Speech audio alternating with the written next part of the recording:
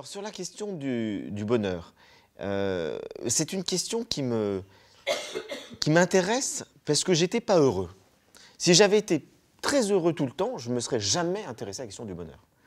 Je pense que si je m'y suis intéressé, c'est parce qu'au fond, j'avais un manque, je ressentais un manque. Et ce manque, je l'ai ressenti fortement à l'adolescence. Il y avait certainement des blessures affectives liées à la vie familiale. Il y avait un certain nombre de choses qui faisaient que je ressentais une insatisfaction. J'avais besoin de comprendre, de me comprendre, de comprendre des paradoxes que j'avais, de comprendre le monde, de comprendre la vie. Je me suis posé des questions sur la mort. Et j'ai été confronté à toutes ces interrogations, dont une de ces interrogations, vers 13-14 ans, c'est comment réussir ma vie. Et je me suis dit, qu'est-ce qui pourrait faire que je ne passe pas à côté de ma vie, que je puisse essayer de la construire sur quelque chose de solide et qu'au moment de ma mort, je ne regrette rien. J'ai eu ce sens-là de la vie. Et à partir de là, j'ai commencé à chercher des réponses chez des philosophes. J'ai commencé par Platon, Épicure, Aristote, donc j'ai lu les philosophes grecs qui m'ont conduit à la sagesse orientale parce que quand je lisais Socrate, je me disais mais c'est merveilleux, mais je n'ai pas en face de moi Socrate. C'est-à-dire je n'ai pas quelqu'un qui m'aide à accoucher de moi-même par un travail de connaissance, d'introspection, de lucidité. Et donc j'ai été chercher des maîtres zen et tibétains, j'ai lu la sagesse orientale, j'ai rencontré Arnaud Desjardins. Et tout ça a été pour moi l'occasion d'un cheminement de lucidité et de connaissance de moi-même, toujours en vue d'essayer de construire ma vie sur quelque chose de solide, sur une vérité et pas sur une illusion. Et j'ai toujours eu ce sens-là que le bonheur ou la réussite d'une vie devait être fondée sur la vérité. Or, on peut le faire complètement dans l'ignorance, dans l'illusion ou sur le mensonge. Et je ne voulais pas me mentir à moi-même et je voulais essayer d'être le plus vrai possible. Et puis, il y a eu cette découverte de la Kabbale, d'abord, du soufisme, et puis des évangiles, qui a donné une connotation plus religieuse à cette quête, avec cet éblouissement pour les évangiles dont tu as parlé, et surtout la personne du Christ, qui fait que j'ai eu envie, à 20 ans, d'être un saint. Voilà, je me suis dit, tiens, c'est formidable, j'ai trouvé une ambition, je vais être un saint. Et puis, ça m'a épuisé. Donc, au bout de 3 ans dans un monastère, la pauvreté, la chasteté, l'obéissance, c'est pas ça qui m'a pesé le plus. Ce qui m'a pesé le plus, c'est la vie communautaire. C'est le fait d'être tout le temps ensemble, un groupe avec des rites, des trucs. Et je ne peux pas vivre en communauté. Déjà à 2, j'ai du mal. Mais donc là, à 80, c'était très difficile. Et puis, j'ai étouffé progressivement dans les dogmes, dans les rituels, dans quelque chose où je me disais, mais je ne suis pas d'accord avec ça. On me dit, oui, mais il faut que tu acceptes d'abdiquer ton intelligence parce que c'est la foi révélée et tout. Et ça, je ne peux pas. J'ai toujours besoin d'adhérer aussi avec mon intelligence à ce que je crois. Donc, il faut que je continue d'exercer mon intelligence. Donc, ça a été un problème. Et puis, je dois avouer aussi que c'est vrai que j'avais besoin, je me suis rendu compte que j'avais besoin d'une vie affective et sexuelle épanouie, ce qui n'était pas le cas au monastère, et que je n'aurais pas pu vivre longtemps dans cet état-là. Donc, j'ai renoncé à la sainteté. Et je me suis dit, non mais c'est vrai, complètement, hein, encore aujourd'hui, je me suis dit, prenons un chemin plus doux, plus tranquille, relisons nos bons philosophes, et donc je suis revenu à la sagesse. Et la sagesse, c'est plus tranquille.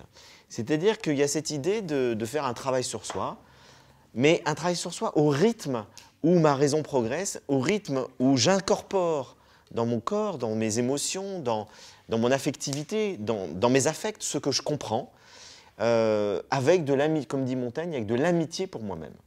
Donc j'ai cessé d'être dur avec moi-même et je suis rentré en amitié avec moi-même, alors des fois un peu trop. Vous savez, les amis, on leur passe tout. Donc des fois, je me passe un peu trop de choses. Je me dis, ah là, il faudrait quand même que tu fasses un effort. Bon. Donc je ne suis pas toujours en adéquation totale avec les objectifs que je me fixe pour progresser. Mais enfin, en même temps, j'ai une boussole.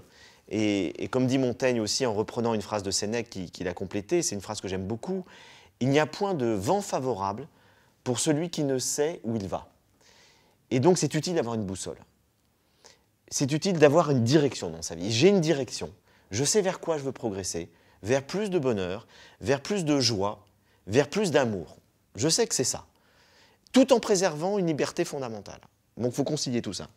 Et donc, j'ai des objectifs et puis après, je progresse au fur et à mesure des expériences, des rencontres, des découvertes.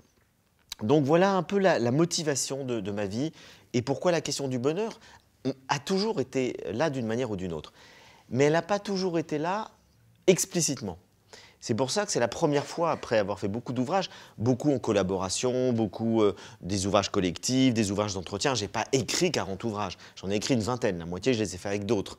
Mais disons que cette question du bonheur, j'en avais jamais parlé en tant que telle. Et ce n'est pas facile d'en parler en tant que telle, parce que c'est une notion subtile, complexe et galvaudée. On nous parle toute la journée du bonheur. Je crois qu'un certain nombre d'entre vous connaissent bien le monde de la publicité. Et la publicité, évidemment, on joue beaucoup sur le registre du bonheur et on essaye de montrer des gens heureux. Et on nous promet le bonheur à travers la possession d'un objet, à travers une valorisation sociale grâce à un objet. Donc, je crois que cette utilisation aussi du bonheur dans les médias, dans la publicité, finit par brouiller un peu les pistes et qu'un certain nombre de gens commencent à rejeter aussi, ça devient aussi pervers, l'idée d'un bonheur qui tient uniquement aux objets ou à la performance, par exemple. Et on sent bien tous dans sa vie intime que ce qui nous rend heureux, ça touche à ces choses extérieures, mais ça touche aussi, et peut-être plus profondément, à autre chose, notamment la qualité de nos relations affectives. Ça touche à l'adéquation qu'il y a entre nous-mêmes, notre nature profonde, et nos actes, et la réalisation de notre vie. Est-ce que nous pouvons réaliser les aspirations les plus profondes que nous avons en nous? Ça touche à la santé, être bien dans son corps. Donc la question du bonheur touche à beaucoup de paramètres, dont la plupart, en fait, ne relèvent pas tant que ça de l'extériorité.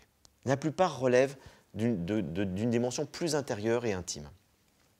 Et la difficulté, c'est de rendre compte de ça, parce que c'est éminemment subjectif, et que les contenus du bonheur diffèrent pour tous les individus.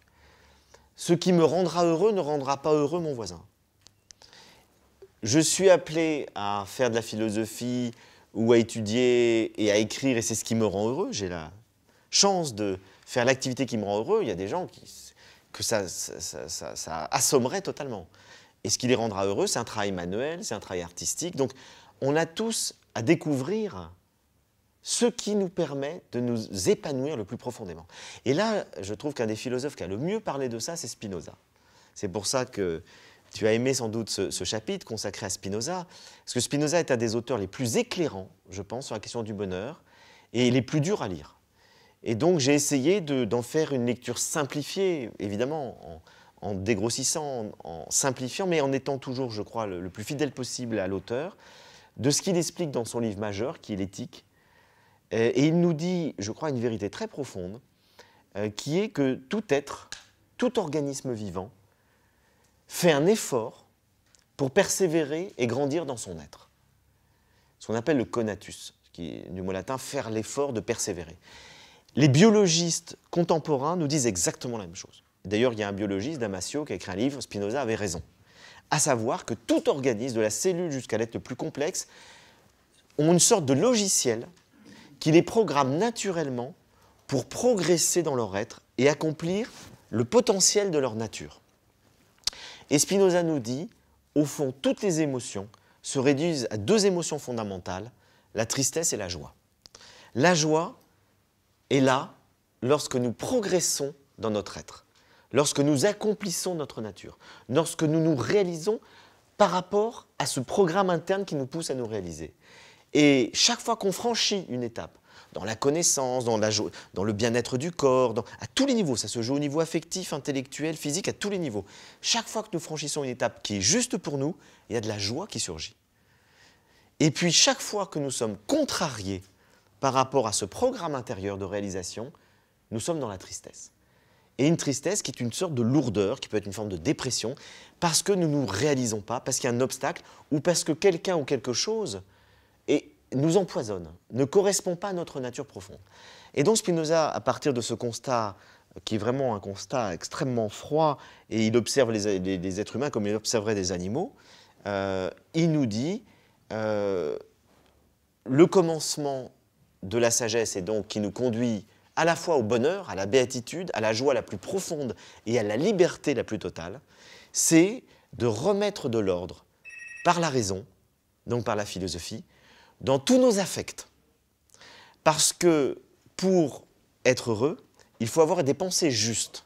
sur soi-même, sur qui on est, donc il faut être lucide.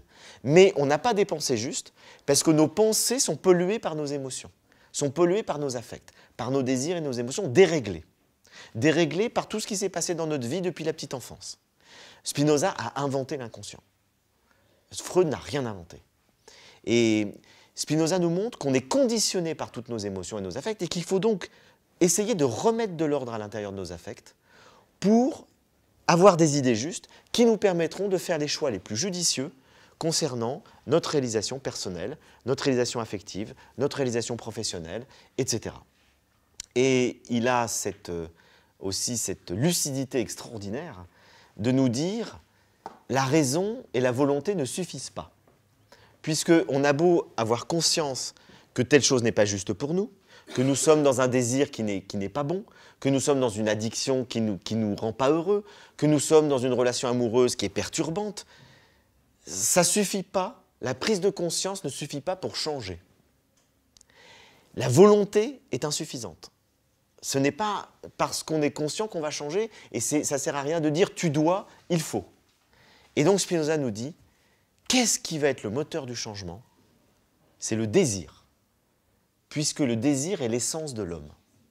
Et donc Spinoza est un philosophe extraordinairement moderne, puisque contrairement aux anciens, notamment les bouddhistes ou les stoïciens, qui ont plutôt tendance à maîtriser, à museler le plus possible le désir, il va nous dire au contraire, il faut s'appuyer sur le désir pour progresser, mais un désir qui va être de plus en plus réglé par la raison.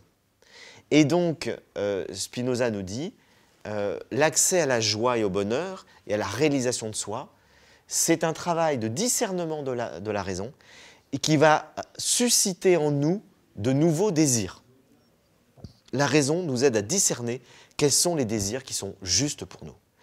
Et je dis bien justes pour nous, parce que Spinoza a complètement taillé on pourrait dire, véritablement éliminer cette idée d'une morale universelle valable pour tous. Il ne croit pas au bien et au mal avec un grand B et un grand M. Il nous dit il faut vivre dans une cité régie par des lois justes. Et les lois justes permettent de respecter autrui. Ce n'est pas la loi du plus fort.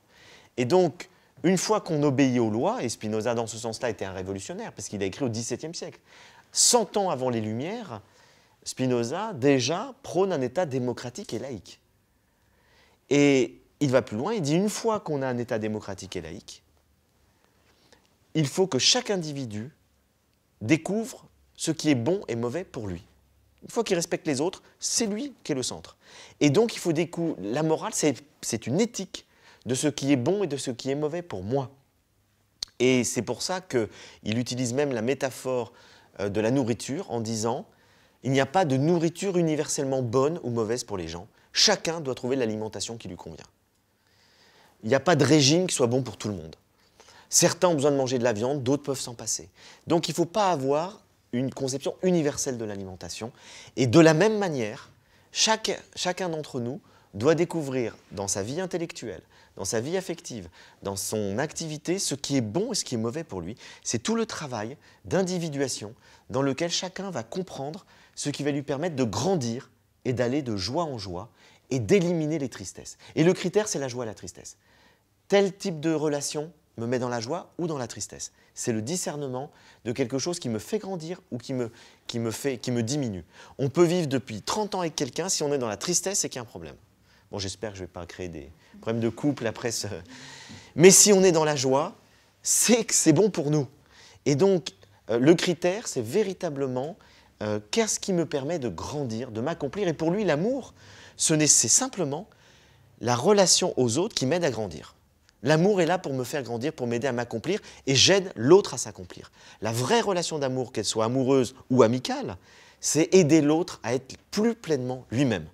Donc il ne croit pas du tout à la passion. Pour lui, la passion est destructrice. Il y a quelque chose qui est déréglé, qui est de l'ordre d'un désir qui nous a servi, qui nous rend esclaves. Donc on voit bien que c'est un philosophe qui a une exigence très forte d'un état de libération intérieure. Et le but de la philosophie spinoziste, ça rejoint complètement le but finalement du bouddhisme ou des grandes écoles de philosophie de l'Antiquité, mais avec un moyen que je trouve extraordinaire qui est le désir, qui est de nous amener à être libre intérieurement, c'est-à-dire à être le plus lucide possible sur nous-mêmes, sur nos affects, sur nos passions, sur nos désirs, sur nos émotions, et donc à accepter finalement d'être ce que nous sommes et d'y adhérer en profondeur. Et en cela, Spinoza rejoint dans la finalité toutes les grandes sagesses du monde, qu'elles soient d'Orient ou d'Occident. Et ce qui m'a intéressé dans ce livre, c'est de mêler les deux, parce qu'on a écrit des livres d'histoire du bonheur en philosophie occidentale, on a écrit des livres sur le bouddhisme. Moi, ce qui m'intéresse par mon propre parcours, c'est de mêler tout ça. Et de voir qu'il y a des parallèles extraordinaires entre des penseurs d'Orient et d'Occident qui ne se sont jamais connus, qui ont vécu à des époques complètement différentes. Et donc, par exemple, je fais des ponts entre Spinoza et le Vedanta hindou, je fais des ponts entre Montaigne et le taoïsme, ou des ponts entre le stoïcisme et le bouddhisme, puisque ce sont à chaque fois des grands systèmes philosophiques qui coïncident sur les éléments principaux. Alors, il y a une question qui est très importante par rapport à cette thématique du bonheur, et c'est aussi un aspect qui m'a intéressé dans ce livre, c'est de tenir compte de la science contemporaine. Puisque je me dis, Spinoza ou Aristote n'avaient pas la chance d'avoir celle qui est la nôtre, d'avoir des connaissances scientifiques sur l'être humain, notamment sur le cerveau humain et sur les émotions. Et donc j'ai essayé d'intégrer dans cette construction, dans cette réflexion philosophique, ce que nous disent les sciences qui étudient les émotions, les sciences qui étudient le cerveau, et également les enquêtes sociologiques. Et une des choses qui est intéressante, c'est que ces enquêtes sociologiques nous disent au fond, le bonheur, il est lié pour environ 50% à notre patrimoine génétique. C'est-à-dire à notre sensibilité, à notre tempérament, à ce que nous sommes. On va dire à notre nature. Et puis pour 10% environ, aux conditions extérieures. Conditions extérieures, c'est de naître dans tel pays ou dans tel autre, de naître riche ou pauvre, par exemple. C'est très peu, 10%. Ce qui montre d'ailleurs qu'il y a des gens heureux dans tous les pays du monde, et il y a des gens malheureux dans tous les pays du monde, quelles que soient les conditions de développement. Et puis, 40% relèvent de notre libre arbitre, c'est-à-dire finalement de nos choix, du travail qu'on va faire sur nous ou pas. Et ce qui nous est donné comme le fruit de longues enquêtes sur des populations très nombreuses pour arriver à ce résultat correspond exactement à ce que disaient les philosophes grecs de l'Antiquité. Ils nous disaient les conditions extérieures qu'on s'est dit explicitement chez Aristote dans l'Éthique à Nicomaque, les conditions extérieures comptent très peu. Vous avez des gens riches et malheureux, des gens pauvres et heureux, donc ce n'est pas ça le problème. Les conditions extérieures comptent très peu. Le conditionnement qui est lié à la sensibilité, c'est à peu près la moitié, et le reste, c'est ce qu'on va en faire. Et donc là, vraiment, je trouve intéressant de voir ces ponts entre les intuitions des sages et des confirmations des enquêtes aujourd'hui. Alors, si notre sensibilité nous conditionne à être heureux ou pas, c'est déjà très important. Parce qu'on voit bien, il y a tous des gens qui, spontanément, sont positifs, voient toujours le verre à moitié plein, et puis les autres vont le voir à moitié vide. Donc, si on a un tempérament optimiste, joyeux, on sera naturellement beaucoup plus heureux. Si on a un tempérament pessimiste, plutôt douloureux, on sera toujours dans une vie où les choses seront plus compliquées pour nous, et lorsqu'il arrivera un événement, on verra toujours l'aspect négatif. Et ça déjà, Platon le disait très clairement, il disait qu'il y a deux types de tempéraments. Il y a les grincheux et les joyeux. Vous voyez, c'est les petits nains, là, ils se réduisent à deux. Les grincheux et les joyeux. Et il nous dit, les joyeux, il leur arrive quelque chose de positif, trouvent ça très bien et tout à fait normal. Il leur arrive quelque chose de négatif, ils disent bah, c'est pas grave, ça va m'aider encore à progresser, c'est une leçon de la vie, etc. Les grincheux, il leur arrive quelque chose de négatif, ils disent c'est tout à fait normal, il m'arrive que des tuiles, c'est logique. Il leur arrive quelque chose de positif, ils trouvent ça suspect. Donc, on voit bien que rien que ça conditionne fortement cet état de bonheur, c'est-à-dire d'épanouissement. Et le bonheur est défini par les Grecs, je dis comme un tout petit mot de ce que j'entends par bonheur, est défini par les Grecs comme un état d'être qui est le plus global et durable possible d'épanouissement. Ce qui correspond à ce que dira Spinoza ensuite. Mais ils le distingueront du plaisir. Et toute la construction philosophique du bonheur naît de la distinction du bonheur et du plaisir. Le plaisir, on en a tous l'expérience immédiate. Le bonheur, on n'a pas l'expérience immédiate. C'est quelque chose de second. Donc le plaisir, voilà, c'est de discuter avec des amis, c'est de manger quelque chose qu'on aime, c'est de faire l'amour, c'est tout ce que nous aimons faire qui nous donne du plaisir, c'est une sensation immédiate. Mais le plaisir est passager. Le plaisir s'arrête. Et des fois, le plaisir a des conséquences douloureuses. Si on mange trop, on n'est pas bien. Si on boit un vin qui est agréable mais qui n'était pas fait pour nous, on est malade. Donc le plaisir est ambigu. Et les philosophes se posent la question, est-ce qu'il est possible d'être dans un état global et durable d'épanouissement et pas simplement un état de plaisir passager. Et c'est cela qui les amène à passer de l'hédonia à l'eudaimonia, donc du plaisir au bonheur, et ils prennent conscience à la fois de la part, je dirais, mystérieuse et aléatoire de cet élément par notre sensibilité, puisque l'étymologie même du mot bonheur, eudémonia, ça veut dire avoir une bonne étoile, avoir un bon daimon, c'est-à-dire un bon ange gardien, une bonne étoile, donc avoir de la chance. Donc il y a toute une part qui est liée à la chance. Et en même temps, ils nous disent, pour ceux qui n'ont pas trop de chance, pour ceux qui ont été moins gâtés dans leur nature, qui n'ont pas une bonne santé, etc., eh ben, on peut travailler sur soi. Et donc la sagesse et la philosophie, pour les anciens, c'est la sagesse. L'étymologie du mot philosophie, c'est l'amour de la sagesse. La sagesse consiste à apprendre à être heureux. Épicure donne cette définition de la philosophie. Il nous dit que c'est une activité qui, par des raisonnements, conduit à la vie heureuse. On l'a un peu oublié, parce que la philosophie est devenue avec l'histoire une discipline qui s'intéresse à tout et qui a oublié que sa première définition, son premier but, c'était de rendre les gens heureux. Et aujourd'hui, quand on étudie la philosophie, on voit qu'à l'université, la philosophie vise à former des spécialistes. Pour les écoles de sagesse de l'Antiquité, que ce soit les aristotéliciens, les épicuriens, les stoïciens, les néoplatoniciens, la philosophie vise à former des hommes capables de vivre pleinement, des hommes capables d'être heureux. Et donc le bonheur s'apparente à une sorte d'harmonie, à une sorte d'équilibre de notre vie entre tous les plans, sensibles, affectifs, intellectuels, spirituels. C'est un équilibre global qu'on peut vouloir ou ne pas vouloir. Les Grecs soulignent fortement que le bonheur, c'est aussi une décision. Est-ce que je veux être dans cet épanouissement global ou pas? Et il y a des gens qui ont l'honnêteté de dire non. Pascal Bruckner, dans son livre L'euphorie perpétuelle, où il dénonce l'injonction moderne du bonheur, nous dit « Je n'ai pas envie d'être heureux. Je préfère la passion au bonheur. Je préfère vivre des moments d'exaltation extraordinaire, quitte à avoir une gueule de bois fantastique et être très malheureux après. » C'est un choix. Et on peut faire un autre choix qui est celui du bonheur comme un équilibre profond, global et durable qui fait que, quoi qu'il arrive, quand on atteint cet équilibre et qui s'approfondit, c'est jamais définitif, mais qui s'approfondit de plus en plus, on n'est plus atteint par les événements extérieurs. On peut avoir des problèmes, on peut avoir des échecs, on peut avoir des ruptures, on peut avoir des tuiles. Quelque part, on ne perd pas la joie intérieure, parce que cette joie, elle est là.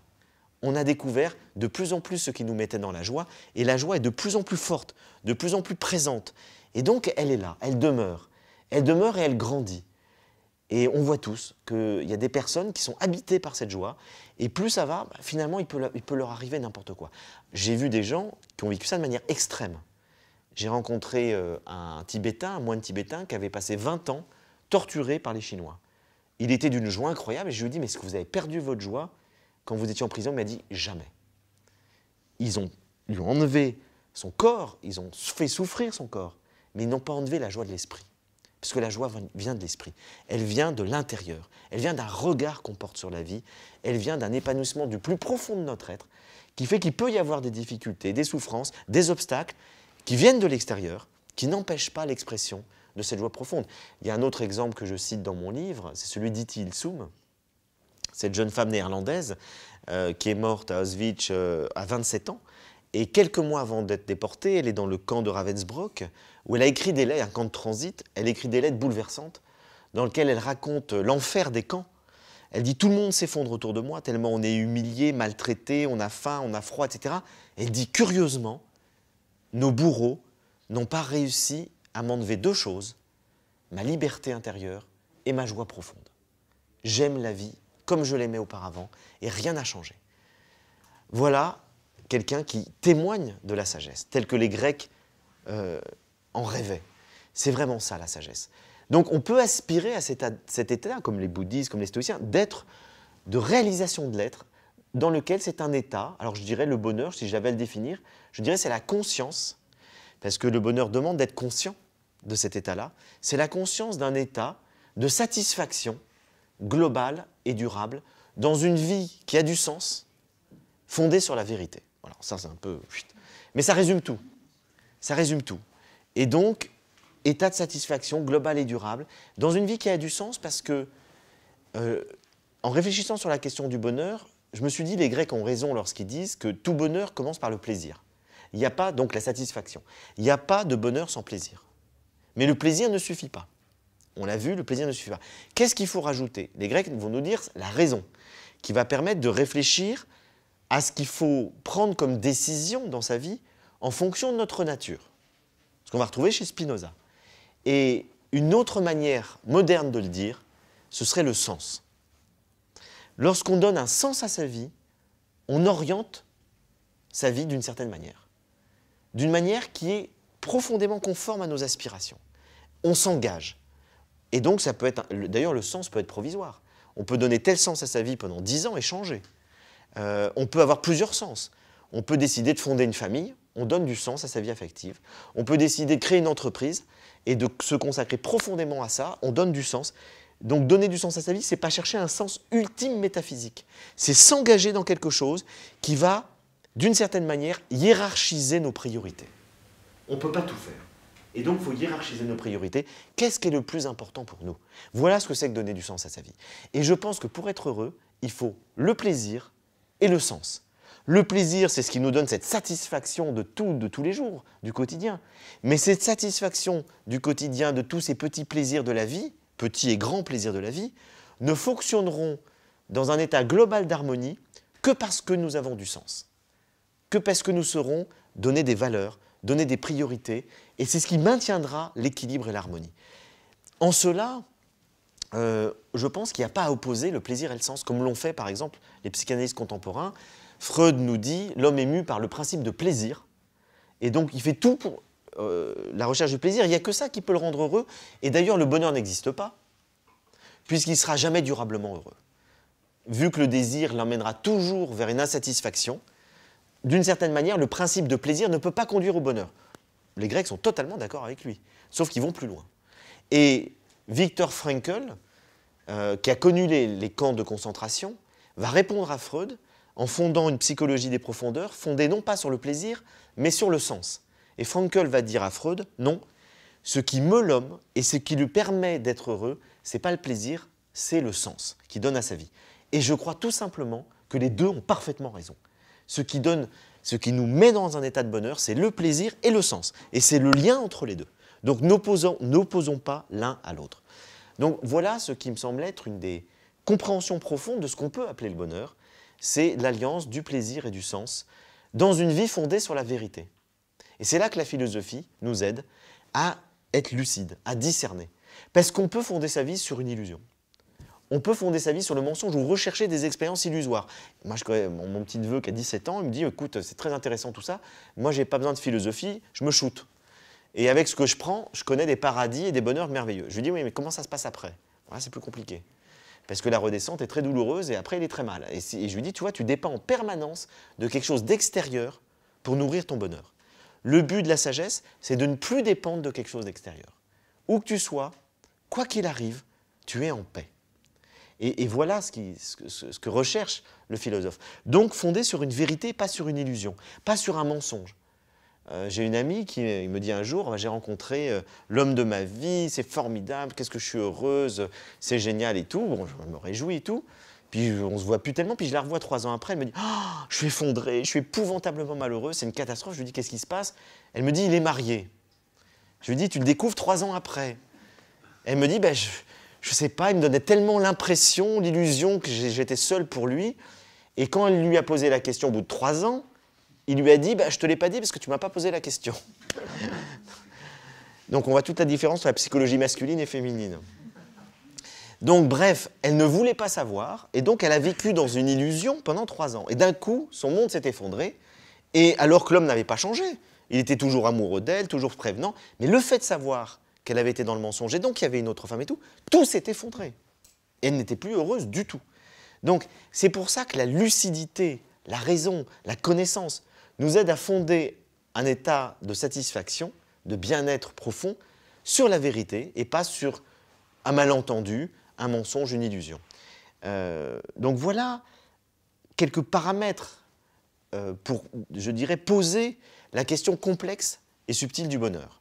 Et un dernier point, ça fait combien de temps que je parle, Perla? Très bien, tu as encore un quart d'heure. Bon, je ne me rends pas compte parce que je pars un peu dans tous les sens. Comme le bonheur. Exactement, ce n'est pas une expérience qu'on peut saisir. Il y a une phrase de Prévert que j'aime beaucoup, il dit « J'ai reconnu le bonheur au bruit qu'il a fait en partant ». Voilà, c'est ce qui montre bien qu'un des éléments du bonheur, c'est la conscientisation du bonheur. Puisqu'on peut être heureux sans s'en rendre compte. Il y a des gens, ils ne se rendent pas compte, et puis d'un coup, ils ont une maladie épouvantable, ils se disent « Ah, mais qu'est-ce que j'étais heureux quand j'étais en bonne santé ?» Donc la conscientisation du bonheur est très importante. Le fait de se dire « Mais c'est quand même formidable, je suis plutôt en bonne santé, j'ai plutôt une vie affective épanouie, je m'intéresse à mon boulot. » Mais savourons ça, savourons ça. Or le problème, et là les scientifiques nous éclairent beaucoup, ils nous montrent que finalement le processus psychique qui est lié à la loi de l'évolution fait qu'on mémorise davantage naturellement les événements négatifs par rapport aux événements positifs. Puisque la loi de l'évolution nous amène à conscientiser les dangers. Et donc, dès qu'il se passe quelque chose de négatif, on le mémorise comme « attention, ça c'est un danger, il ne faut pas que ça se reproduise ». Ce qui fait qu'on fait de l'esprit négatif, on fait de la pensée négative. Et quand on vit un moment heureux, on l'oublie, très vite. Donc, une des clés, je crois, alors là pour le coup, pour progresser dans la vie heureuse, c'est d'être attentif à mémoriser les bons moments du présent. Chaque fois qu'on vit une expérience joyeuse, une expérience de plaisir, la plus petite, son verre de café le matin avec un petit rayon de soleil, qu'on a la chance de vivre en Provence, là quand on regarde le champ de lavande, mémoriser ça, se dire merci, quel bonheur de vivre cet instant-là.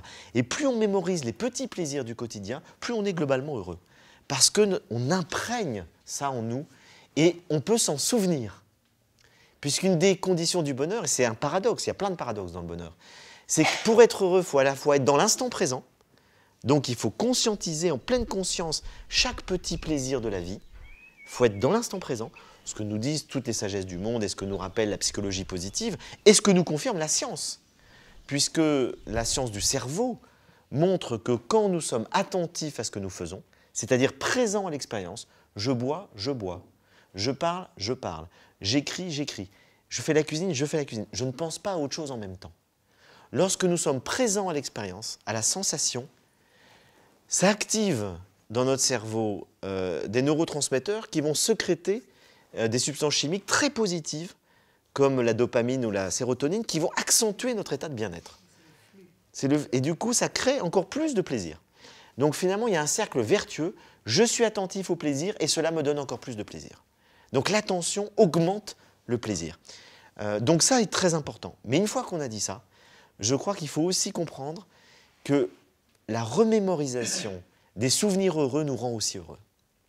C'est très vrai lorsqu'on est en situation difficile, en situation de maladie ou en situation les personnes âgées, par exemple. Je vois autour de moi comment les personnes âgées qui savent se remémorer des choses qu'elles ne peuvent plus faire avec leur corps, etc., c'est des grands moments de bonheur. Et d'ailleurs, Épicure nous dit déjà, vivez l'instant présent, soyez totalement attentifs à l'instant présent, sauf sous la torture. Et il nous dit, sous la torture, souvenez-vous des moments heureux. Plein de sagesse. Donc, je crois qu'effectivement, le bonheur se nourrit à la fois des expériences et de l'attention à l'instant présent, et en même temps, de savoir revenir par moments à tout ce qui ont fait ces moments de joie, de plaisir, de bonheur dans notre vie, qui nous relient à notre passé.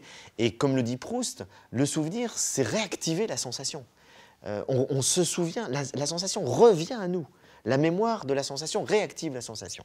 Et donc, on retrouve le plaisir de la sensation. Ce qui fait qu'on a cette capacité par la mémoire de pouvoir non seulement être heureux dans le présent, mais aussi de par ce qui a été nos instants passés. Et ça n'a rien à voir avec la rumination du passé.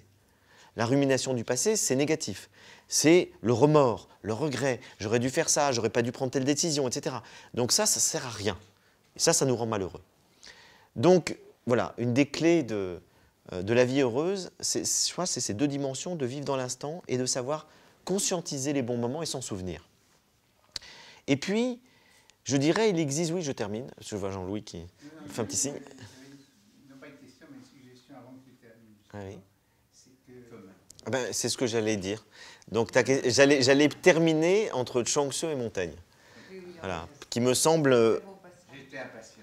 Voilà, exactement. Mais tu vois, j'ai senti ton désir. Et donc, pour terminer tout ça, ce bref et beaucoup trop rapide exposé, mais qui peut être évidemment poursuivi par des échanges, je voulais vous donner une autre manière de parler de la question du bonheur, qui passe moins par la théorie, moins par un long travail, comme nous le disent les bouddhistes, les stoïciens, les grecs, un long travail ou Spinoza d'introspection, de connaissance de soi, qui est de maîtrise de ses passions, de maîtrise de ses désirs. C'est une voie plus rapide et pas si facile que ça en même temps, qui passe par une forme de lâcher-prise. Et cette voie-là est très très bien explorée par deux penseurs qui ne se sont pas connus puisqu'ils ont vécu à 2000 ans d'écart, dans deux cultures complètement différentes. Et en même temps, ils nous disent exactement la même chose. C'est Chuang-Tzu et Montaigne. Et en fait, on va commencer par Chuang-Tzu. Chuang-Tzu, c'est un des fondateurs du courant taoïste avec Lao Tzu. Le courant taoïste réagit contre le confucianisme. Le confucianisme est le fond de courant philosophique de la pensée chinoise. Et comme toute la pensée chinoise, les Chinois observent la nature. Ils fondent leur sagesse sur l'observation de la nature. Et globalement, les Confucéens, dans la nature, ils sont pleins d'admiration pour le ciel. Ce qui les éblouit, c'est l'ordre céleste. Et ils pensent que ce qui va nous rendre heureux, c'est d'essayer de recréer sur Terre la perfection de l'ordre céleste. Donc de créer une société parfaite, ordonnée, dans laquelle il y a au centre un empereur relié au ciel, et que tout est parfaitement ordonné autour de lui par des lois parfaites, des individus vertueux, etc. Et donc, il y a une recherche d'un ordre. Et c'est cette recherche d'un ordre qui est présentée dans le confucianisme comme ce qui va créer l'harmonie la plus profonde, qui permettra aux individus et au groupe, à la collectivité, de vivre de manière heureuse. Et les taoïstes nous disent, ça ne marche pas. Ça ne marche pas pour une bonne et simple raison, qu'on ne vit pas au ciel mais sur terre. Et que sur terre, ce n'est pas l'ordre qui domine, ce n'est pas la perfection des étoiles, c'est le chaos, c'est l'imperfection, c'est l'imprévisibilité. On peut prévoir que le soleil va se coucher à telle minute, à telle seconde précise, dans 200 000 ans. On ne peut pas savoir le temps qu'il fera demain, sur Terre. Donc on ne peut rien prévoir sur Terre. Et c'est ça qui est très angoissant. Et les taoïstes nous disent, pour être heureux, il faut arrêter de vouloir contrôler. Il ne faut plus s'angoisser pour ce qu'on ne peut pas maîtriser. Et donc finalement, ne cherchons pas à être dans le contrôle, la prévisibilité, l'ordre, c'est impossible. Donc lâchons prise. Lâchons prise et on sera heureux. Parce qu'on accompagnera le mouvement de la vie. Et donc la sagesse des taoïstes, ce n'est pas la vertu, ce n'est pas la perfection, c'est le lâcher-prise, c'est la souplesse, c'est la flexibilité. La plus grande qualité pour les taoïstes, c'est la flexibilité. Accompagner le mouvement de la vie. Soyez souple. Il arrive ça, accompagnez le mouvement. Il y a une tempête, fondez-vous dans la tempête. Il fait froid, accueillez le froid. Ne résistez pas, ne luttez pas. D'ailleurs, on le voit tous. Quand il fait froid, si on lutte, on a encore plus froid. Si on accepte le froid, on a 2 fois moins froid. Ça, même la douleur. Non, mais c'est vrai. Accueillez la douleur, elle est moins forte que si on se révolte. Tout ce qui arrive, dès qu'on accompagne par le lâcher-prise, le lâcher-prise, c'est dans l'esprit. Hein. C'est vraiment un acte de conscience. Je décide de ne plus lutter.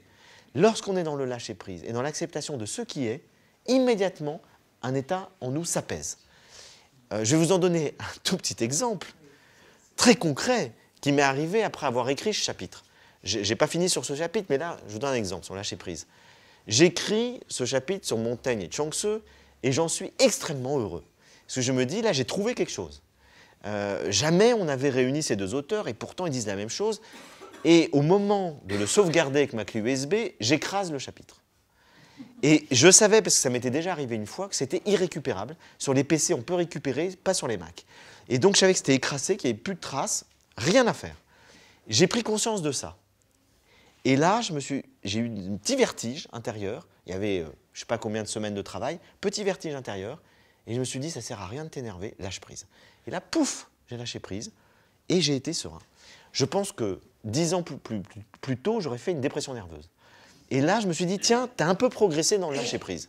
Donc, je commence à être assez proche de la philosophie de Chuang Tzu et de Montaigne.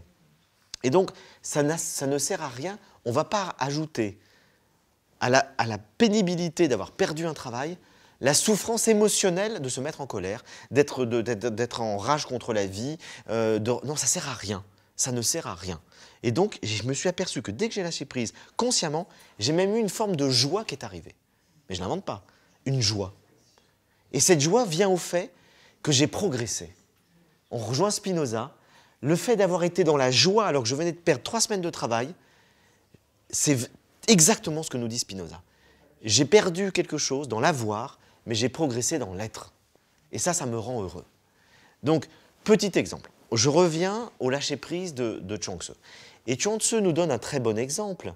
Il nous dit qu'on veut traverser une rivière, un fleuve. Et les fleuves en Chine, c'est pas la Seine, hein, ça déboule. Il nous dit au fond, la logique confucéenne, c'est l'efficacité.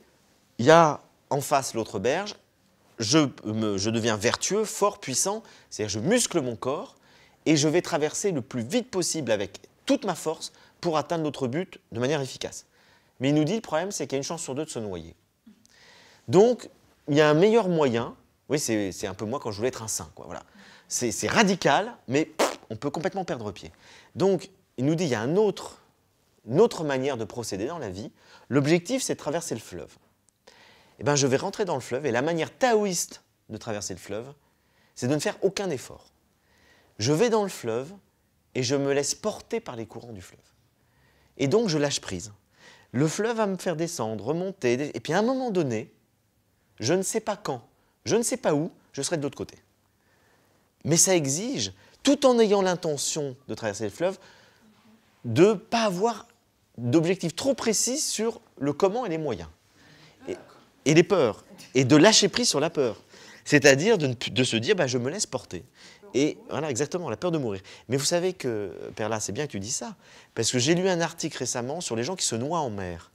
Et les sauveteurs expliquent, ils se noient parce qu'ils luttent. Parce qu'ils veulent absolument rejoindre le bord. Et donc, ils font des efforts surhumains, alors que c'est des vagues de fond qui les ramènent au fond. Il faut lâcher prise. Le seul moyen de ne pas se noyer, je vous le dis, ça pourra vous être utile, hein, le seul moyen de ne pas se noyer, quand vous êtes aspiré par des vagues de fond, c'est de ne rien faire. Faites la planche. Et les courants vont vous ramener au bord à un autre endroit. Mais pour ça, quelle confiance! Il faut avoir confiance dans la vie. Et là, on touche à quelque chose de profond. C'est qu'au fond, pour pouvoir faire ça, pour pouvoir lâcher prise, pour pouvoir être il faut avoir confiance dans la vie. Et c'est ce que nous dit Montaigne, après Chuang Tzu. Il nous dit la clé de tout pour être heureux, c'est la confiance et l'amour de la vie.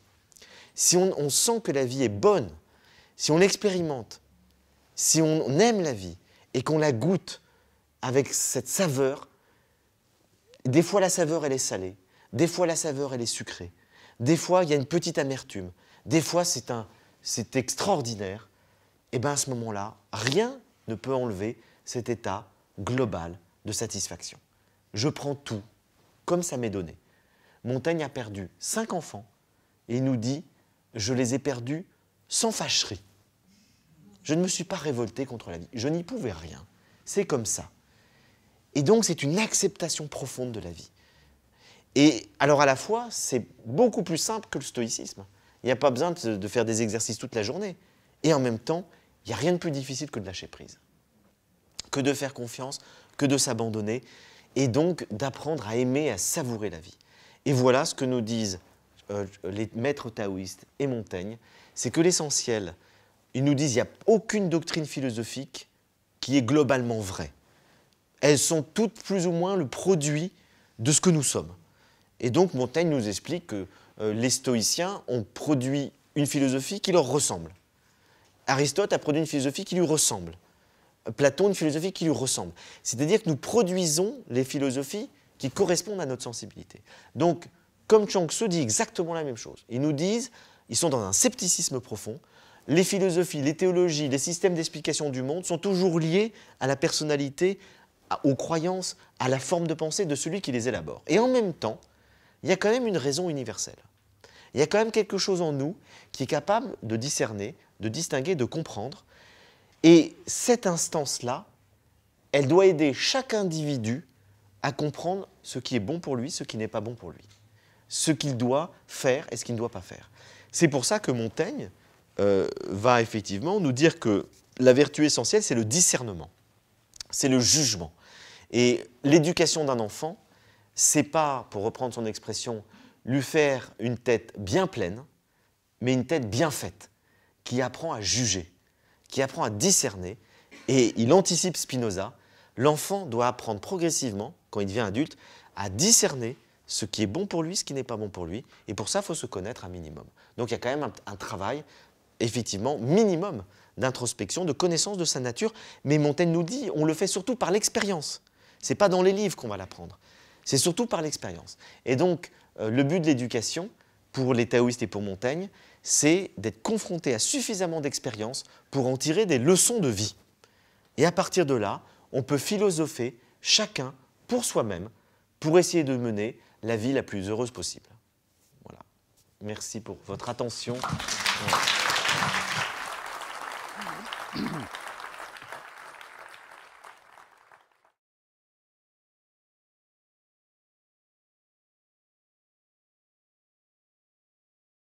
Bien sûr. Bien sûr, j'ai connu enfant, on avait une maison, un petit village des Hautes-Alpes, et enfant, j'ai connu jusqu'à l'âge de 10 ans les charrettes à foin, le monde rural d'antan. De la même manière que en voyageant comme toi, on rencontre dans des petits villages perdus de l'Atlas, au Maroc, à Dodane, etc., ou au fin fond de l'Inde, des gens parfaitement analphabètes et parfaitement heureux. Donc la philosophie n'est pas indispensable au bonheur. Là, j'en rejoins ce que disait Montaigne. C'est que la philosophie, c'est pas simplement lire des livres, c'est tirer des conclusions de l'expérience. Et je crois que nos paysans, ils ont des expériences et ils savent réfléchir sur leurs expériences. Oui, mais ils sont philosophes parce qu'ils tirent des leçons de la vie, tout simplement. Et donc, tous ceux qui savent tirer des leçons de vie, qu'ils soient paysans ou profs d'université, peu importe, sont philosophes. Et on est tous philosophes qu'on réfléchit sur ces expériences et qu'on réfléchit le plus justement possible. Donc dans ce sens-là, la philosophie, pour moi, ce n'est pas du tout une élite, ce n'est pas du tout une pratique scolaire, c'est pas que des concepts, c'est aussi, mais ce n'est pas que des concepts, c'est vraiment une réflexion sur la vie et qui nous permet de penser mieux pour vivre mieux. Voilà. Donc dans ce sens-là, encore une fois, je le disais tout à l'heure, il n'y a pas besoin d'aller à l'université où on va nous apprendre l'histoire de tous les concepts pour comprendre 2-3 choses fondamentales comme le lâcher-prise. Après, il faut pratiquer. En même temps, vous n'avez pas vraiment lâché prise puisque Oui. on a retrouvé le chapitre. Non, je l'ai refait, je l'ai réécrit. Mais je l'ai réécrit complètement autrement. Et lâcher prise, c'est de dire ce que j'avais fait, que je trouvais si beau, s'effondre. Donc vous avez progressé. Donc j'ai cherché à... Mais vous savez, c'est difficile de réécrire. Pour un écrivain, vous n'êtes peut-être pas écrivain, pour un écrivain, il n'y a rien de pire que réécrire ce qu'il a déjà écrit. Surtout quand il est content de lui. Tout à l'heure, on réfléchissait à cette question du... Mais je le disais dès le départ, nous n'avons pas une expérience immédiate du bonheur. Le bonheur est effectivement une construction, je dirais, réflexive pour expliquer un état d'être d'une globale harmonie.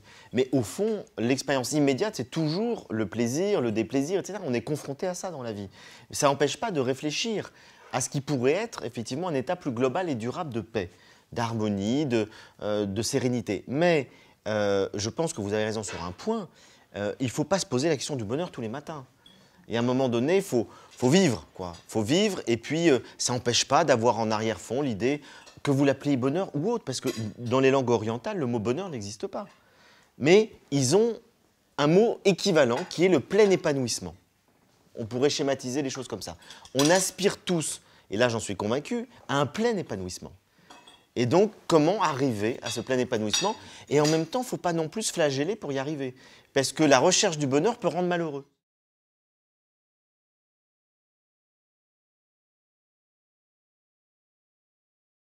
ça c'est une question dont on n'a pas du tout parlé là, et donc c'est l'occasion d'en parler. Je ne pense pas que le bonheur soit pour tout le monde la valeur suprême. Ça l'a très souvent été, c'est-à-dire qu'il faut voir que même dans les projets collectifs, beaucoup d'hommes politiques, ce qu'ils visent, c'est une société harmonieuse. C'est donc le bonheur des individus. Et dans la déclaration d'indépendance des États-Unis, il y a le droit des individus à être heureux. C'est-à-dire que le but du politique, c'est de rendre les individus heureux. Le but du politique, comme nous dit Spinoza, c'est que chaque individu puisse s'épanouir selon sa nature propre. Donc, il y a un lien entre le politique et le bonheur. Et en même temps, là où vous avez raison, c'est qu'on peut tout à fait renoncer au bonheur pour mettre une valeur au-dessus du bonheur. Par exemple, Socrate. Socrate, très clairement, ses amis lui disent « Attends, la justice te condamne injustement à mourir, sauve-toi et viens vivre heureux à philosopher avec nous en dehors d'Athènes. » Et Socrate refuse, en disant « J'ai toujours dit qu'il fallait appliquer les lois, même quand elles sont parfois mal appliquées. Il faut toujours obéir aux lois. Je ne vais pas me défausser aujourd'hui. » Et donc, jusqu'au bout, il va, au désespoir de ses disciples, boire la ciguë. Montaigne a une autre compréhension des choses. Il va nous dire « J'admire profondément Socrate, mais si mon petit doigt était menacé par quelques lois dans un pays, j'irais bien vite vivre ailleurs sous d'autres lois. » C'est-à-dire qu'il s'enfuirait. Il dit « C'est ridicule de mourir pour une loi stupide. » Mais Socrate avait ses principes. Jésus est un autre exemple. Jésus, comme tout être humain, il aspire à l'épanouissement. Il se retrouve à Gethsémani, dans le jardin du Mont des Oliviers, juste la nuit où il sait qu'il peut encore s'enfuir. Et il sait que s'il ne s'enfuit pas, il va être livré aux grands prêtres qui vont le livrer aux Romains et qu'il va mourir de manière terrible. Il le sait. Et là, il n'a pas envie de mourir. Et il a cette prière bouleversante. Il dit à Dieu, « Mon Dieu, éloigne de moi cette épreuve, éloigne de moi cette coupe. » Et on nous dit qu'il sue de l'angoisse. Il sue du sang tellement il est angoissé. Et puis, il lâche prise. Et il dit non pas ma volonté, mais la tienne. Donc il accepte d'aller jusqu'au bout, finalement, de son message, de sa vérité, de son combat. Et il sait très bien que s'il était parti en courant, on n'aurait plus jamais entendu parler de lui. Pourquoi on parle encore de Jésus 2000 ans après? C'est parce qu'il est mort en croix. Et que ça a marqué profondément ses disciples. Donc finalement, on peut renoncer au bonheur pour la justice, pour la liberté, pour l'amour. Nelson Mandela. Il a passé 25 ans en prison parce qu'il a mis la justice au-dessus de son bonheur personnel. Et donc, effectivement, le bonheur n'est pas forcément la valeur qui peut, à tout moment de notre vie, être la valeur suprême. On peut décider d'essayer d'être heureux sans même se poser la question, d'essayer de s'épanouir. Et puis, parce qu'on est résistant pendant la guerre, on va donner sa vie pour les autres ou pour son pays. Et là, on renonce au bonheur. Ça converge, et Mathieu, que je connais très bien aussi, on en a parlé longuement. En fait, il lui-même a écrit un livre avant d'écrire son livre sur l'altruisme qui s'appelle « Plaidoyer pour le bonheur ». Donc il ne peut pas se contredire autant que ça. C'est qu'il pense, comme moi, que l'un accompagne l'autre. Et de deux manières. D'une part, parce que l'altruisme nous rend heureux. Et donc, c'est un des fondamentaux du bonheur. Le fait d'aider les autres, le fait de donner, le fait d'être en communion avec les autres, nous rend plus heureux que l'égoïsme froid et de dire « je me désintéresse du sort des autres ». Et donc, les études scientifiques menées sur les gens altruistes montrent qu'ils sont globalement beaucoup plus heureux que les autres. Donc ça, c'est le premier point. Le deuxième point, c'est que le bonheur est contagieux. Et qu'un individu heureux, il rend heureux les autres autour de lui. Et qu'un individu malheureux, il a tendance à plomber les autres autour de lui. Et donc, une fois, j'ai rencontré, vous le connaissez, je pense, en tout cas certainement Jean-Louis Eperla, André Azoulay, conseiller du roi du Maroc. C'est un homme très grave, c'est un homme moral. Il est juif, il se bat au Maroc depuis 50 ans pour essayer de trouver une solution au conflit israélo-palestinien. Il a de quoi être malheureux. Et il me dit, on a fait une conférence ensemble avec d'autres personnes, il y avait le roi du Bhoutan sur le fameux bonheur intérieur brut. Bon, on parle du bonheur. Et il me dit, cher Frédéric Léonard, c'est très bien tout ce que vous dites, mais moi je ne peux pas être heureux dans un monde malheureux. Et je lui ai répondu, cher André Azoulay, je vous comprends très bien, mais je pense que votre malheur n'apportera rien au malheur des autres. Et par contre, un homme heureux peut davantage aider des hommes malheureux. La joie est communicative. Et c'est pour ça, l'énergie qu'on a quand on est heureux est communicative. Donc je pense que chercher à être heureux, c'est aussi chercher à rendre tout le monde heureux. Et donc là-dessus, d'ailleurs quelqu'un comme Diderot l'a parfaitement compris, quelqu'un comme Camus l'a parfaitement compris. Camus le dit clairement, Gide, Camus, ces gens-là disent exactement la même chose que nous disent le bouddhisme ou le christianisme, etc. C'est qu'effectivement, c'est un devoir d'être heureux. Parce que si on rayonne, si on s'accomplit, si on est bien soi-même, on élève toute l'humanité. Et Camus disait, justement, sur ce point précis, il dit « Je suis philosophe, j'essaye de l'être, mais si on me demandait demain de choisir entre les hommes et les idées, je choisirais sans hésiter les hommes. » Donc, il y a... c'est tout à fait de manière implicite que dans son bonheur, il passe forcément par celui aussi, au moins de quelques autres qui sont autour de nous. Ça, c'est... D'ailleurs, comme on n'est pas à penser à son propre bonheur toutes les 4 secondes, il y a souvent, les autres vous renvoient que vous êtes heureux et que vous semez de la joie autour de vous. Et c'est toujours une immense... alors là, c'est peut-être un immense plaisir, une immense joie que de s'entendre dire ça, parfois. Hein? Donc les autres vous le renvoient. Non, mais je suis assez d'accord avec toi. Moi, là-dessus, je ne l'ai peut-être pas totalement bien exprimé, mais en fait, la quête du bonheur, c'est d'abord la quête d'une vie bonne. C'est d'abord la quête d'essayer de vivre le mieux possible, jour après jour. Voilà. Et après, on se dit ce qu'on peut rechercher sans même le conscientiser de manière ultime, c'est ce qu'on appelle le bonheur, c'est-à-dire un état d'être global et durable de satisfaction dans une vie qui a du sens, fondée sur la vérité. Donc ça veut dire un état d'harmonie globale. Mais tu as raison, si on se dit dès le départ, je recherche l'harmonie totale et la pleine satisfaction, on ne l'atteindra jamais. Et donc elle est toujours en chemin, c'est toujours... Et là-dessus, je suis d'accord avec toi, le bonheur est plus un résultat qu'un objectif. Je trouve que c'est une belle manière de le dire, ce qui n'empêche pas d'être lucide sur ce que c'est que le bonheur. Mais l'objectif du bonheur, et c'est là que le livre de Pascal Bruckner, L'euphorie perpétuelle, est très intéressant, c'est qu'il dit exactement ce que tu dis, c'est qu'aujourd'hui, après l'effondrement des religions, qui posaient le bonheur dans l'au-delà, on ne croit plus aux religions. Après l'effondrement du politique, qui a annoncé le paradis terrestre par le politique, on n'y croit plus. Il ne reste plus que le bonheur individuel, c'est-à-dire l'épanouissement individuel, mais qui est devenu une idéologie. C'est-à-dire qu'on nous bassine toute la journée qu'il faut être heureux, qu'il faut être heureux, qu'il faut être heureux. Et il a raison de dire que l'injonction au bonheur rend malheureux.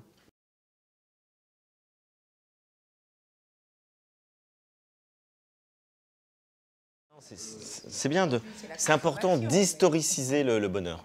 Et en 2 mots, c'est à la fois une quête de l'époque, parce que c'est vraiment la quête la plus dominante de l'époque, mais qui rejoint celle de l'Antiquité. Et entre les deux, il y a eu le christianisme qui a évacué complètement la notion du bonheur en nous disant le bonheur, c'est pas sur terre, c'est au ciel. L'islam est parti là-dedans aussi, en nous disant le bonheur ultime, il n'existe pas sur terre. Donc de toute façon, ce qui compte, c'est d'agir de manière juste pour obtenir le bonheur plénier dans l'au-delà. Kant dit la même chose. Philosophe des Lumières, il nous dit finalement le bonheur est impossible parce que le désir est permanent et insatisfait. Et donc, il faut juste espérer un bonheur dans l'au-delà en étant vertueux et en faisant son devoir sur Terre. Donc, on a toutes ces raisons qui font que le bonheur n'existe plus. Et puis, il y a le 19e siècle. Le 19e siècle, le romantisme n'aime pas le bonheur. Les romantiques, ce qu'ils aiment, c'est la passion. Ce qu'ils aiment, c'est le spleen, c'est la nostalgie, c'est la tristesse. Qu'est-ce qui est créateur? Ce sont nos états d'âme négatifs. C'est le fait d'être en insatisfaction. Et donc la pleine satisfaction, ça ne nous rend pas des grands artistes. Et c'est vrai d'une certaine manière. C'est le truc classique de dire si Mozart avait fait une psychanalyse, il ne serait pas Mozart, ce qui est sans doute vrai. C'est-à-dire qu'au fond, l'idéal d'un homme artiste évacue la question du bonheur. Mais l'homme artiste, c'est autre chose que l'homme apaisé. Ce qui fait que le romantisme a dévalorisé également la question du bonheur. Freud l'a complètement zigouillé en disant que de toute façon, il n'y a que le plaisir et le bonheur, ça n'existe pas, parce que l'homme est incapable de résister à ses désirs. Et puis, l'université ne s'intéresse pas à la question du bonheur, puisque la philosophie ne nous parle plus de ça, mais nous parle du langage, de l'herméneutique. On a oublié les Grecs depuis très longtemps. Ce qui fait que finalement, la question du bonheur, comment est-ce qu'elle est revenue en Occident? Elle est revenue d'une part avec quelques auteurs isolés, Montaigne, Spinoza, j'en ai parlé, Schopenhauer un petit peu, quelques auteurs isolés, qui ne sont pas du tout majoritaires, avec l'effondrement effectivement des grandes idéologies religieuses et politiques, ce que je viens de dire, c'est-à-dire que le fait que bon, on ne croit plus dans le bonheur dans l'au-delà. Aujourd'hui, on a vu l'enquête là encore dans Clé qui le confirme, c'est que les gens ne croient plus dans l'au-delà, donc il n'y a plus de bonheur dans l'au-delà. Donc du coup, ça ramène la seule possibilité d'un bonheur sur Terre. Et l'effondrement du politique fait que ce n'est pas dans les structures collectives qu'on va chercher le bonheur. Donc on se replie sur l'individu. Et dans ce repli sur l'individu, il y a 3 choses qui vont nourrir ces nouvelles quêtes du bonheur. Il y a la redécouverte des philosophes qui s'en sont préoccupés, principalement les stoïciens, les épicuriens. Donc là, on redécouvre Lucrèce, Épicure, Sénèque, c'est traduit partout. C'est les plus grandes ventes de livres de philosophie. Le manuel d'Épictète est le best-seller de tous les livres de philosophie. Donc, on cherche de la sagesse chez les Grecs. C'est l'Orient. Donc, on va chercher dans le bouddhisme, notamment, le taoïsme, etc., des sagesses de vie qui permettent de nous épanouir. Et c'est la psychologie positive, ce qu'on appelle le développement personnel. Et donc, on voit qu'à travers ces 3 biais, ça nourrit, au fond, des quêtes modernes d'un bonheur où l'individu se dit, bon, puisque je ne crois plus que je vais changer le monde dans le politique, puisque je ne crois plus dans l'au-delà, je vais essayer d'être heureux moi-même et d'essayer de rendre les autres heureux. Avec cette idée gandhienne, que je trouve formidable, c'est soyez le changement que vous voulez dans le monde. C'est-à-dire qu'il faut se transformer soi-même pour transformer le monde, sinon ça ne sert pas à grand-chose. Hein, sinon c'est la nomenclatura communiste, c'est bon pour le peuple, mais nous on vit autrement. Donc là-dessus, je crois qu'on peut historiciser la question du bonheur en disant qu'on redécouvre le bonheur tel que les anciens, notamment les Grecs, l'entendaient, dans un monde païen, et on revient à un paganisme. Hein. Le monde est en train de vivre selon des valeurs qui ressemblent beaucoup au paganisme de l'Antiquité. Le monde occidental, mais qui se globalise. Marx disait, effectivement, la recherche du bonheur individuel, c'est un modèle bourgeois. Et ça empêche la prise de conscience, la révolte, etc. Mais je crois qu'il faut dépasser ces catégories aujourd'hui. Pourtant, le monde va mal. Oui, mais je pense que ce n'est pas en refusant la poursuite du bonheur individuel qu'on va améliorer le monde. Et c'est là que je cite... Elle ne s'oppose pas. C'est-à-dire qu'on peut à la fois, je pense, poursuivre une quête, oublions le mot bonheur, qui est piégé, une quête d'épanouissement personnel, essayer de s'épanouir dans ce monde, tout en s'engageant pour changer le monde. Et je crois que là, il n'y a aucune opposition entre les deux. Au contraire, je pense qu'encore une fois, plus on est bien soi-même, plus on est efficace dans ce qu'on fait. Et vous avez des gens qui vous disent, moi je cherche le bonheur, ce n'est pas du tout la même chose que ce que je recherche. Parce que ce qu'ils recherchent, ce n'est pas le bonheur, c'est la sécurité. Le bonheur passe, tel que je l'entends, tel que je le définis, ça passe par vraiment la rencontre avec les autres et l'engagement dans le monde. 70% ils se disent heureux, mais ils pensent que ça va de plus en plus mal. Voilà. C'est-à-dire qu'ils sont pessimistes pour le groupe et optimistes pour eux. C'est quand même assez incroyable hein, comme décalage. Ouais. Mais cela dit, vous avez quand même raison, malgré tout, l'indice de satisfaction, même s'il est beaucoup plus élevé qu'on ne croit par rapport au climat ambiant, il est quand même plus faible en France que dans beaucoup d'autres pays. Et là, je crois que l'explication, vous avez tout à fait raison, c'est marrant parce que c'est une émission qui s'est faite ce matin, j'ai enregistré les grandes questions de Franz-Olivier Gisbert. L'émission sera diffusée demain soir sur la 5, après la grande librairie. Le thème, c'était comment rebondir. Bon, il y avait Boris Cyrulnik. Comment rebondir. Donc, j'étais avec Boris Cyrulnik, 2-3 philosophes et penseurs, et je disais à peu près la même chose que vous. C'est-à-dire qu'au fond, on a en France, je pense, deux handicaps pour nous rendre plus optimistes ou plus heureux.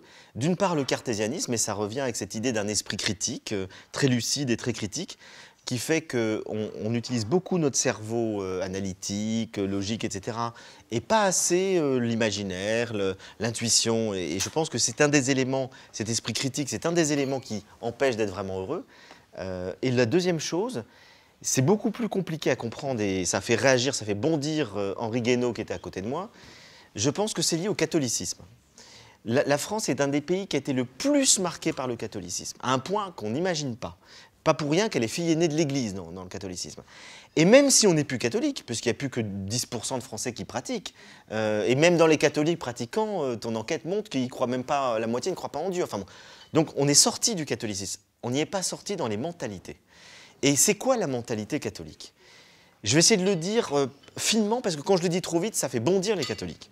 Donc la mentalité catholique, c'est fondamentalement une mentalité dans laquelle on pense que la solution vient d'en haut. La solution vient de l'Église, qui va représenter Dieu pour distribuer les sacrements du salut. Donc le salut vient de l'institution, vient de l'Église. Vous enlevez Dieu, vous enlevez l'Église, vous mettez l'État à la place, et c'est les Français. C'est-à-dire l'État doit résoudre tous nos problèmes. Et donc, mauvaise météo, c'est la faute de l'État. Problème de licenciement, c'est la faute de l'État. L'État doit tout résoudre. Et donc, les Français n'acceptent pas de comprendre que aujourd'hui, la solution de sortie de crise, c'est une responsabilisation. Or, on est victime. On est victime de l'extérieur et on est dans cette attente d'un État-providence qui a remplacé l'Église catholique. À propos de Alors que les protestants, les anglo-saxons, qui sont donc les Allemands, les Anglais, les Américains, sont beaucoup plus marqués par le protestantisme, n'ont pas du tout le même rapport. Le protestantisme, c'est justement la sortie du catholicisme sur ce point-là. L'Église ne dispense pas le salut, ça vient de vous. C'est à vous de vous prendre en main. Donc dans les pays anglo-saxons, les gens se disent, il y a un problème, la réponse, c'est à moi de la trouver. Ce n'est pas à l'État de me la fournir.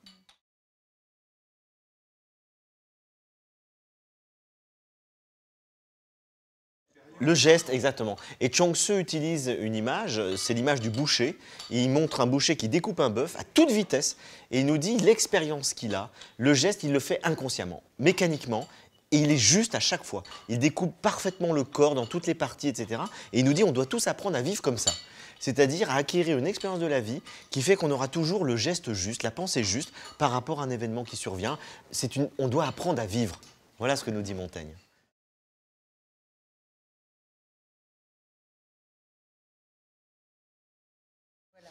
Quand je disais les contenus du bonheur sont subjectifs, c'est pas moi qui le dis, c'est Flaubert qui le dit de manière très humoristique. Il dit, lorsque Caligula égorge des gens et lorsque Saint Vincent de Paul sauve des gens, ils font tous les deux quelque chose qui est conforme à leur nature. C'est-à-dire qu'ils vont, l'un est cruel et il exerce sa cruauté, ce qui le met dans la joie. L'autre est bon, il exerce sa bonté, ce qui est bon. Ça, c'est un point de vue, mais limité. D'un point de vue limité, c'est juste. C'est juste que, sauf que Spinoza va nous dire, si Caligula est cruel, c'est qu'il est dévié à la base. C'est-à-dire sa cruauté vient du fait qu'il a subi alors une maltraitance, quelque chose qui a dévié son affectivité et qu'il ne pourra avoir de la joie ou du plaisir, ce ne sera pas de la joie pour Spinoza, du plaisir, qu'en exerçant une cruauté sur les autres. Et donc, pour la psychanalyse ou pour les philosophes, au fond, le véritable bonheur passe par une remise à plat de nos affects qui fait qu'on comprendra qu'un vrai épanouissement ne passe pas par l'asservissement d'autrui. Ce qui fait que fondamentalement, Caligula ne sera jamais vraiment heureux. Il aura une jouissance, un plaisir renouvelé par ses actes de cruauté. Dès l'instant qu'il ne peut plus faire ça, il est très malheureux. Or, la recherche du bonheur, c'est d'être dans un état, encore une fois, global et durable d'épanouissement.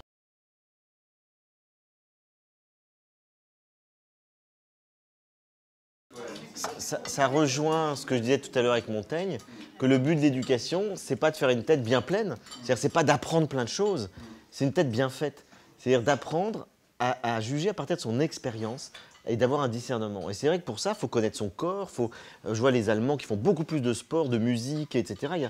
Il y a finalement une éducation qui passe aussi par le corps et la créativité. Ce qu'on ne fait pas du tout, nous. Nous, on accumule les connaissances au maximum.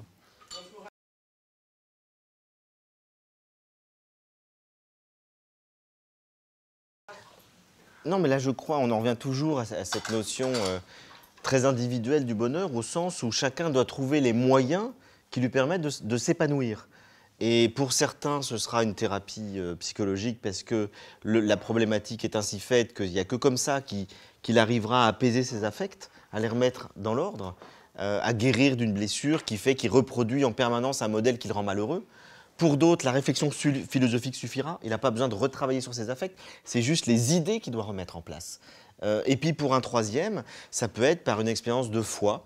Par exemple, on vient de le dire plein de fois, c'est le cas de le dire, la foi est indispensable. C'est-à-dire la confiance.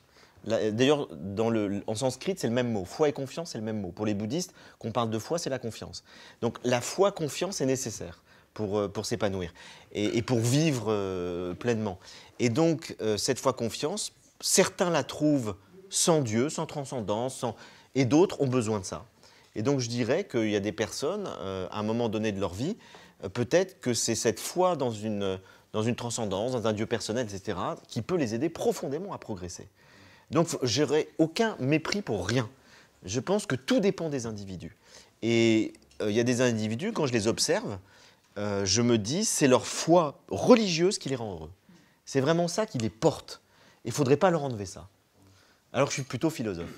Et puis il y a d'autres individus, je me dis, c'est leur foi qui les rend malheureux. Et c'est parce qu'ils sont dans des croyances qui sont mortifères pour eux.